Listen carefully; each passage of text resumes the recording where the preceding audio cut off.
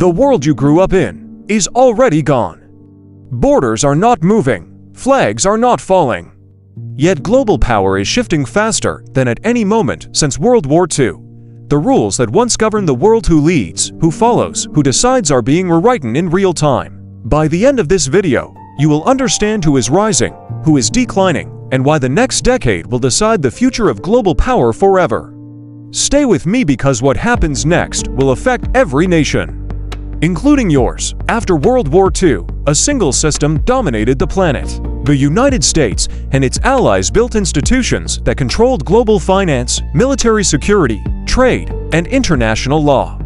This system created decades of relative stability, but it also concentrated immense power. For nearly 80 years, the West shaped the world's rules. We got used to it. We thought it was permanent. But history teaches one thing very clearly: no global order lasts forever. And now, for the first time in generations, that order is cracking. Power shifts when three powerful forces collide: economic pressure, technological change, and political exhaustion. Many Western nations are now facing rising debt, deep internal divisions, and the challenge of aging populations. Meanwhile, emerging powers are growing faster, they're thinking longer term, and they're playing by a completely different set of rules. This isn't a collapse, it's a rebalancing. Think of it like a giant seesaw that's been tilted to one side for decades and is now slowly, unstoppably, leveling out. And a rebalancing on this scale always creates conflict. But the most dangerous part of this shift is not military, it's invisible. Power today is no longer just about tanks and missiles. It's about control over supply chains. It's about energy dominance. It's about who designs the next generation of technology and AI. It's about who influences data and currency. Whoever controls the chips, the energy routes, the rare earth minerals, and the digital infrastructure, they control the future. The new wars are fought with sanctions instead of soldiers, with algorithms instead of armies, and with economics instead of explosives. These are silent battles, but their consequences are just as real. What you are watching right now is not chaos. It is the birth of a new world order, and most people won't even realize it until it's already too late. The world is splitting, but not into a simple East versus West like the Cold War. It's fracturing into competing power blocs. You have the US and its traditional allies. You have China and its vast economic sphere of influence. And then you have a growing number of regional powers who are asserting their own independence, refusing to be pawns in a bigger game.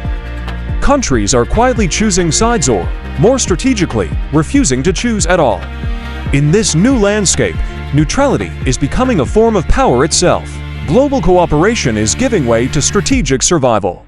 It's a game of musical chairs on a global scale, and the music is about to stop. But every power shift in history creates winners and victims. So, who wins and who loses in this new era? The winners will be the nations that control critical resources. They'll be the economies that can innovate faster than anyone else.